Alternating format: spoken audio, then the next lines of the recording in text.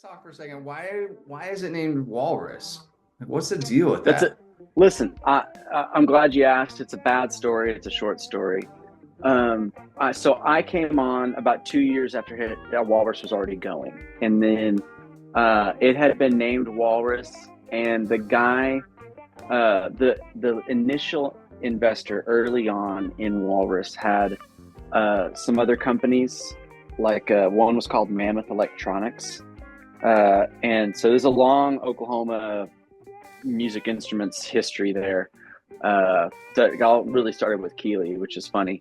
But Mammoth Electronics, he just had an affinity for tusked animals, I guess, and so there was a lot of the subsidiaries were like tusked animal names, and Walrus was one of those, and so that really is the story. And we've tried to do can we think of a better story? But just asking that question is just the mask over that is, how can we lie? And so it doesn't feel good to lie. And so that's the story.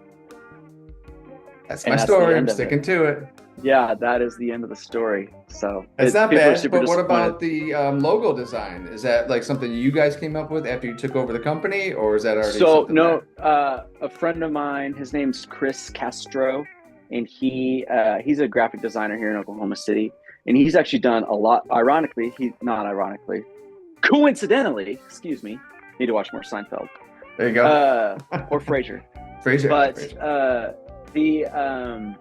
he also did the monument art, the one that is on your board. So it's cool with the wolf or something. Chris has a really cool. Just got a cool way about him. Very simple but exciting. That's his kind of niche.